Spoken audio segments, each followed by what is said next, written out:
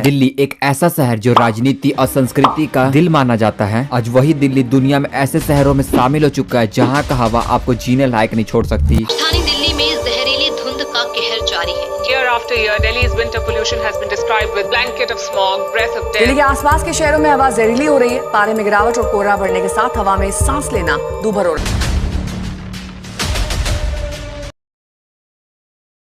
सर्दी एक ही चीज दोहराई जाती, धुंध से ढका आसमान, मास्क पहने लोग, स्कूल बंद और अस्पतालों में बड़े बड़े लंबे लंबे लाइन। इन सब का कारण है पोल्यूशन, जो कि पहले चीन का शहर बीजिंग में हुआ करता था, पर अब नहीं। दिल्ली का AQI हर वीक ऊपर जा रहा है। इसके वजह से हमारे फेफड़ों, दिल, दिमाग, चमड़ी, यहाँ तक कि घर में पल रहे बच्चे को भी नुकसान कर रहा है। और प्रॉब्लम ये है कि जहाँ पे गवर्नमेंट को उपाय निकालना चाहिए, वहाँ पे नेता अपने घर में एयर प्यूरिफायर लगा के देखो सुरक्षित बैठ जाते हैं। दिल्ली की AQI जैसी 400 से लेकर 500 तक पहुँचती है, तो दिल्ली में जो भी सरकार होती, चाहे कोई भी सरकार हो, अपने नाकामी को छुपाने के लिए पड़ोसी राज्य जैसे हरियाणा और पंजाब पराली को जिम्मेदार बताना चालू कर देते हैं। और ये सब करती चाहे आज बीजेपी हो या पहले केजरीवाल की सरकार। एक हद तक देखो पराली कारण है, लेकिन क्या सच में कि दिल्ली में स्मॉग का कारण सिर्फ पराली ही है? इसके पीछे केवल पराली नहीं, इसमें बढ़ते ट्रैफिक का भी हाथ है। एक रिकॉर्ड से देखो ये निकल के आया है कि दिल्ली में सिर्फ 1.5 करोड़ रजिस्टर्ड व्हीकल्स है। अगर इस गाड़ी से निकले थोड़ा सा भी धुआं हमारे इन्वायरमेंट में जाके मिल जाए तो देखो दिल्ली को गैस चेंबर बना देता है। हर टाइम देखो गाड़ी की इंजन स्टार्ट होती है जिससे निकलता है NO2, CO और PM 2.5, और ये सब मिलकर देखो हवा में एक इनविजिबल टॉक्सिक क्लाउड को तैयार कर देती है। अगर ट्रैफिक सबसे पहला रीजन है, तो दूसरा उससे भी ज्यादा बड़ा कारण है, जो कि है कंस्ट्रक्शन डस्ट। हमें लगता है कि पोल्यूशन केवल धुएं से होता है, लेकिन जो हवा में फैलती धूल PM 2.5 से भी ज्यादा खतरनाक होता है। दिल्ली में हर दिन road cutting, drilling, cement mixing और डिमोलेशन होता है, और ये सब काम करने में देखो एक ऐसी चीज निकलती है जिसे कहते हैं सॉलिड डस्ट, जो कि काफी ज्यादा खतरनाक होता है, जो कि नाक का चेम्बर भी इसे रोक नहीं पाता। और यही टॉक्सिक डस्ट को देखो हम लोग अपने नाकों से इनहेल करते हैं, जो कि धीरे धीरे हम लोग को काफी ज्यादा डैमेज पहुंचाना चालू कर देती है। यही कहानी खत्म नहीं होती। दिल्ली का एक ऐसा विलन है जिसका कोई रोका भी नहीं जा सकता और ना इसका कुछ किया जा सकता है, जिसका नाम है ज्योग्राफिकल ट्रैप, जो कि दिल्ली एक बोल्ड शेप रीजन है। सर्दियों के टाइम सभी हवा आके यहाँ पे रुक जाती है और आके यहाँ पर जकड़, सर्दियों में हवा आके नीचे बैठ जाती है, सारी गंदगी इसी बॉल में आके फंस जाती है। इस रिपोर्ट में आप देख सकते हैं जो कि दिल्ली में पोल्यूशन बढ़ाने में कितना ज्यादा सहायता कर देती है। मतलब कि आप समझ रहे हो कि पोल्यूशन केवल मैन मेड ही नहीं, इसमें नेचर भी आके देखो मल्टीप्लाई कर देता है। अब मैं आपको एक ऐसा डेटा सुनाने वाला हूँ जो कि दिल्ली में रहने वाले हर एक इंसान को डरा देगा। The energy policy institute at the university of Chicago EPIC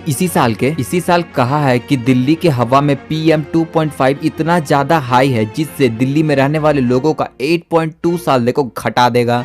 चलो ये सब को छोड़ के ये तो नंबरों की बात होगी, कहानी में असली ट्विस्ट अभी बाकी है। ये सब देखने के बाद एक बहुत बड़ा सवाल खड़ा होता है कि हम लोग यहाँ पे पहुंचे कैसे। पराली देखो 20 साल पहले भी जलाई जाती थी, दिल्ली में गाड़ियां पहले भी थी, कंस्ट्रक्शन भी होता था और ठंड भी पड़ती थी, लेकिन अभी 10 सालों से ऐसा क्या हो गया जो कि पोल्यूशन इतना ज्यादा पीक पे चला गया है? तो इसका आंसर आप कमेंट करके बताना। मैं वीडियो को बिल्कुल भी ज्यादा लंबा नहीं करना चाहता हूँ। आप बात करता हूँ कि चलो दिल्ली के पोल्यूशन को कैसे कंट्रोल किया जाए। दिल्ली का टोटल पोल्यूशन में से 1/4 पोल्यूशन देखो ट्रैफिक से होता है, मतलब कि 25% पोल्यूशन यूं ही कम हो जाएगा अगर हम लोग इलेक्ट्रिक व्हीकल्स के थ्रू शिफ्ट हो जाएं। तो आज हमें इलेक्ट्रिक और हाइब्रिड व्हीकल्स को प्रोत्साहन देने में काफी तो जरूरत है। अगर ये पॉसिबल नहीं है तो ये तो एश्योर करना पड़ेगा कि ज्यादा से ज्यादा व्हीकल्स BS6 नॉर्म्स को फॉलो करता है। आप ये रिपोर्ट तक भारत का पब्लिक ट्रांसपोर्ट सिस्टम अच्छा नहीं होता, तब तक हम लोग को एक हाइब्रिड वर्क मॉडल की ओर देखने की जरूरत है। सोचने की बात है, क्या हम लोग वर्क फ्रॉम होम की मैटर को फिर से सीरियसली नहीं ले सकते हैं? पेंडेमिक के टाइम देखो हर एक company work from home allow कर रही थी, लेकिन अब क्यों नहीं कर रही है? चलो मानते हैं कि वर्क फ्रॉम होम हर एक फील्ड के लिए पॉसिबल नहीं होता, लेकिन एक फ्लेक्सिबल टाइम तो ला सकते हैं ना, पोल्यूशन कम करने के साथ साथ वर्क लाइफ बैलेंस करने में काफी अच्छी तरीके से काम आएगा। आपको क्या लगता है मुझे कमेंट करके जरूर बताना। अब आता है कि कंस्ट्रक्शन को कितने अच्छी तरीके से कंट्रोल किया जा सके जिससे कि हम लोग का पोल्यूशन भी कम हो सके। जब कंस्ट्रक्शन होता है तो साइट को अच्छी तरीके से कवर अप करके रखो जिससे बिल्कुल भी डस्ट बाहर ना निकले। इसके बाद इसके ऊपर पानी डालना रहता है, नहीं तो ये डस्ट फिर से पोल्यूशन करेगा। इसके बाद जब मटेरियलों को ट्रक से लाया जाता है तो ट्रक को अगर कवर करके लाएंगे तो बिल्कुल भी पोल्यूशन नहीं होगा, लेकिन जिसे बिल्डर लोग देखो ट्रक को कवर नहीं करते और पूरा सिटी देखो पूरी तरीके से पोल्यूटेड हो जाता है डस्ट से। यहाँ तक कि देखो दिल्ली में अब चिकन तंदूर को भी बैन कर दिया गया है। गवर्नमेंट ने चिकन तंदूर को बैन इसलिए किया क्योंकि उससे भी पोल्यूशन बढ़ रहा है। जब चिकन तंदूर कुक होता है, ये बात मुझे भी नहीं पता था। 480 डिग्री सेल्सियस उस ओवन का पहुंच जाता है जिसमें चिकन तंदूर बनता है, जिसमें हाई इंटेंस देखो हीट प्रोड्यूस होता है। और देखो पोल्यूशन में अच्छा खासा तंदूर हेल्प करता है पोल्यूशन को बढ़ाने में। कोई एक पर्टिकुलर रेस्टोरेंट नहीं, लेकिन अब जब दिल्ली को ऊपर से देखोगे तो हजारों रेस्टोरेंट में तंदूर बन रहे हैं ना। साइंटिफिक रिपोर्ट से ये भी बाहर आया है कि जो लोग तंदूर बनाते हैं ना, उनके लंग्स का वही हाल है जो दिन भर में 10 सिगरेट्स पी जाते हैं। देखो 2013 में बीजिंग भी दिल्ली जैसा ही था। कई सालों तक इसे देखो सबसे ज्यादा प्रदूषित राजधानी भी कहा जाता था। हवा में इतना ज्यादा PM 2.5 पार्टिकल्स थे कि घर से बाहर निकलते लोग मास्क लगा के निकलते थे। देखो चीन के नेताओं की ये विल पावर थी कि वहाँ के पोल्यूशन को पूरी तरीके से हटाना है। उन्होंने कोल प्लांट को बंद कर दिए, हाई इमिशन फैक्ट्री को रीलोकेट किए, किसानों को सब्सिडी पे मशीन दी, मैसिव EV एडॉप्शन किया, रियल टाइम सिस्टम मॉनिटरिंग लगाए, स्ट्रिक्ट पेनल्टी को लागू कर दिया गया। और ये सब का जो रिजल्ट आई है वो सुन के आप भी शॉक में चले जाओगे। वहाँ पर देखो PM 2.5 के 40% गिरावट की रेट आई। पब्लिक ट्रांसपोर्ट को प्रायोरिटी देना, कंस्ट्रक्शन नॉर्म्स को सख्ती से इन्फोर्स करना, क्रॉप बर्निंग के सस्टेनेबल और ऑल्टरनेटिव, इंडस्ट्री मिशन का real time data driven monitoring. तो हम लोग सब कुछ सरकार के ऊपर डिपेंड नहीं रह सकते,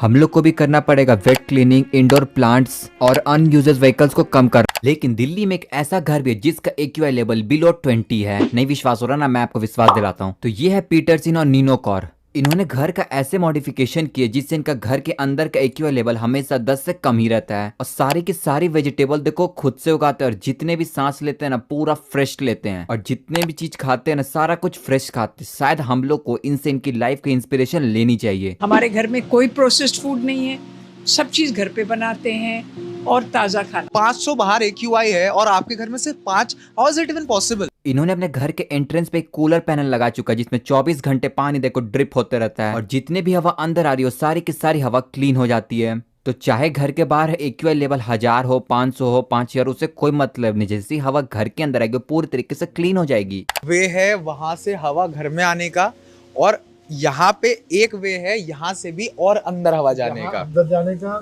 घर के थ्रू जाती है, बाहर लास्ट में किचन में और बाथरूम में एग्जॉस्ट फैन लगे हैं। तो ये ताज़ी हवा, पहाड़ की हवा, और बाहर 45 डिग्री है, ये 25 डिग्री होती है। अच्छा, गर्मियों में जब बाहर दिल्ली तपती है, जलती है, 45 डिग्रीज होता है, तब आपका घर 25 डिग्री पे जाता है मैक्सिमम। No air conditioning. अच्छा, विदाउट एनी एयर कंडीशन ना। आपको क्या लगता है कि दिल्ली कभी पोल्यूशन से मुक्त हो पाएगी या फिर राजनीति का एक पार्ट बन के रह जाएगी? आप अपना राय मुझे कमेंट करके जरूर बताना। ऐसी वीडियो के लिए वीडियो को लाइक करके चैनल को सब्सक्राइब कर देना। अगर कोई गलती हो गया होगा तो माफ कर देना। और नेक्स्ट वीडियो किस पे लाए जल्दी से जल्दी कमेंट करके बताना। Thank you so much for watching.